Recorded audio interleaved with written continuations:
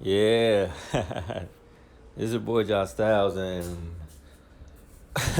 this is a series I'm gonna do. When they was the best rappers in the world. I'm gonna do these series and just see how it goes. But for this one, man, this takes it back around. I want to do it around this time because around the summertime, man. This is like around 2004. Like, my God, I mean, for me, like speaking for myself, like in New York, this was it. Around this time, these was the two albums that was building up for. Like, this was the one we was looking forward to. Jada Kiss and Lloyd Banks. Now this picture you see the Jada Kiss versus Banks.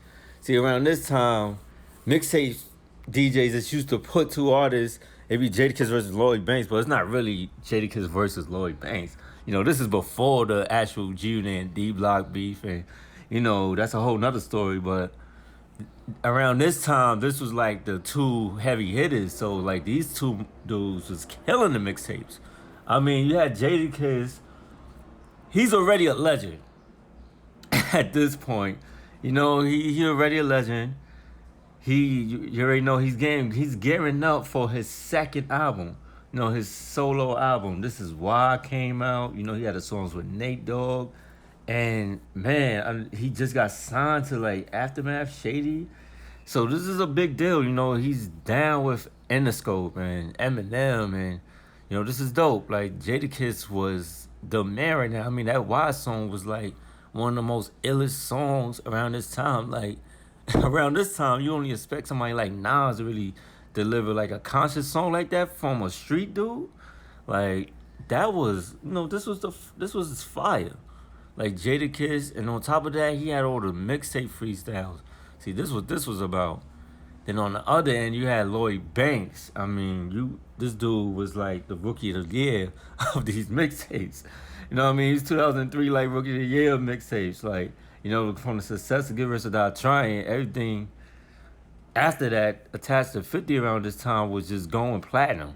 You know, and the hype from the mixtapes from 50 Cent is the future all the way to like the Beg for Mercy, like G Unit radios.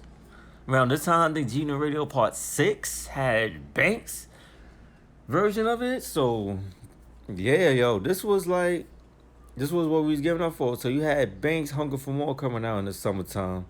Then you had Jada Kiss, The Last Kiss coming out. And like, yo, you was set for the summer.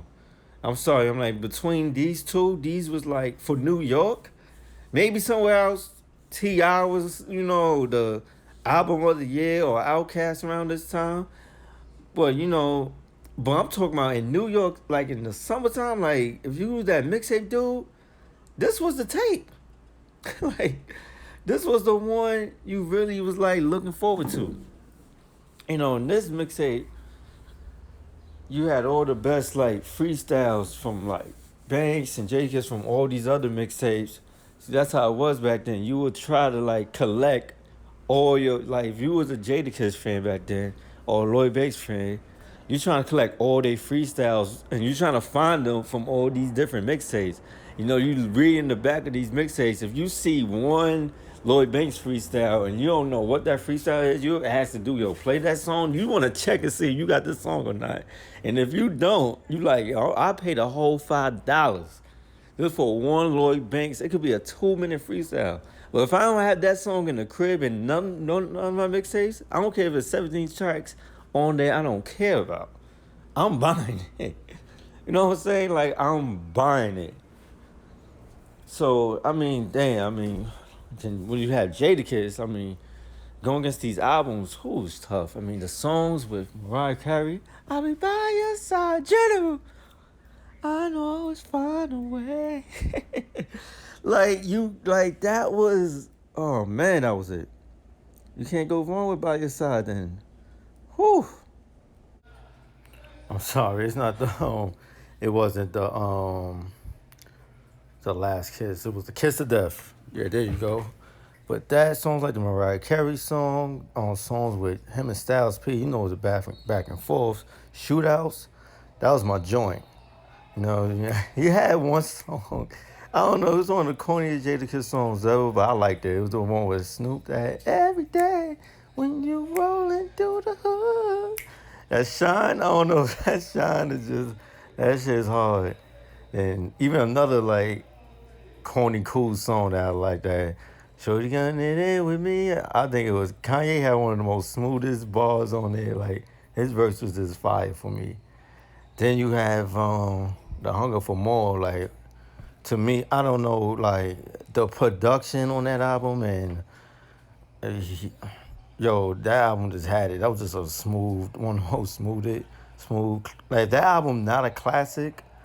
Then I don't know what to say. Like that's just one of them albums that's just borderline classic or just like a cult classic. Like I don't know. You know, it seemed like it's more of a cult classic. But to Lloyd Banks fans and people in New York, that's a classic.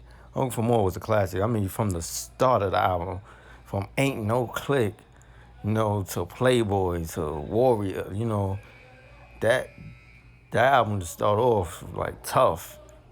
You know what I mean?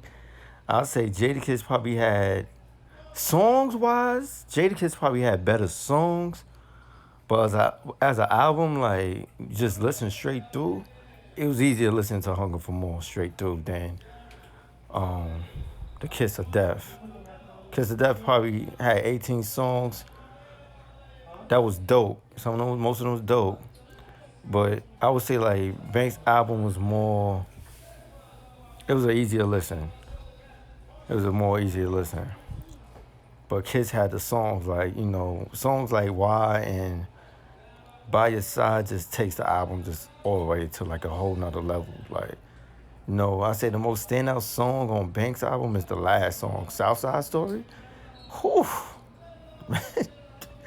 You felt like the way how he was telling that story reminded you. That was like reminded you of Biggie almost.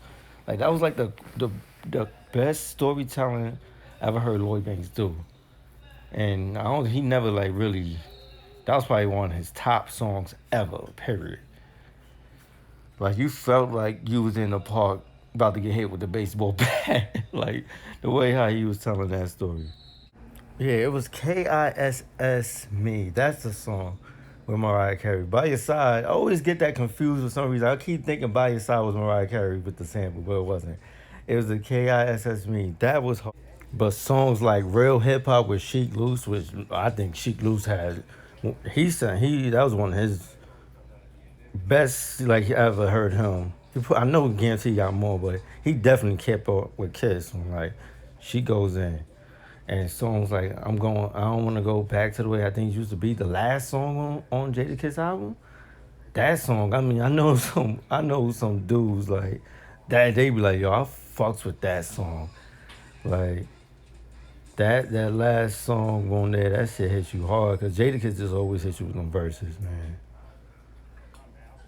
And Real Hip Hop, that and Bring It Back. I mean, yo, this album was hard. I mean, I guarantee that the song with D Block or Eminem, like we wasn't really feeling that one like that, like that. It was cool, like to have Jadakiss and Eminem, but that song, longevity wise, that song didn't even last. And Eminem was on both these albums, and both songs was like one of the songs you didn't really mess with that much. Even on Banks' album, Warrior Part Two with Nate Dogg, R.I.P. We really didn't care about Warriors Part Two, like. That was like one of them extra songs like, oh, Eminem is just on the album and we gonna roll with that.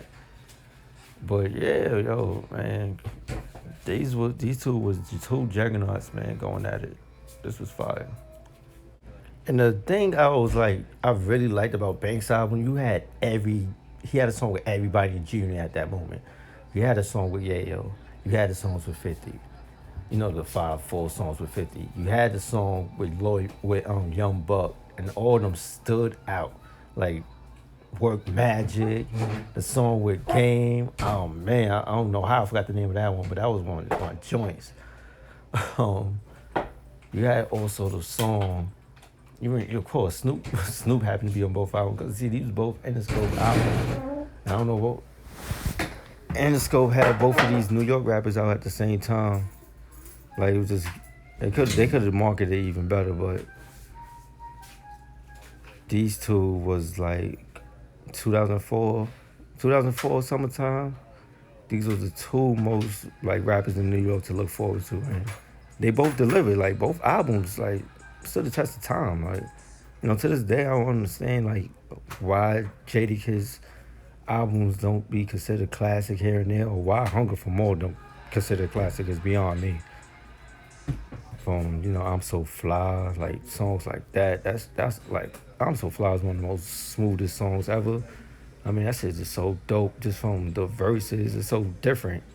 It's different. Like it's a so catchy, it's a smooth songs, but the verses is not downplayed too much. The bars is there, but it's not over the top. Like that makes you go to sleep bars. Like it's just fire.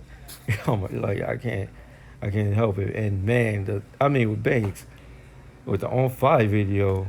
Once that video ended, then 50 came with the bat and broke the glass, and you see all of them with the all wearing all black with the unit spray painting on the wall, and the Warrior song come on. Like that got you ready. You was like, nah, I gotta hear it. Once you heard Warrior, that first half, everybody know the first half. We don't even care about the second half of that song. That's because of the video. When that first half come on, like you just like, yo, nah, we ready for this album, man.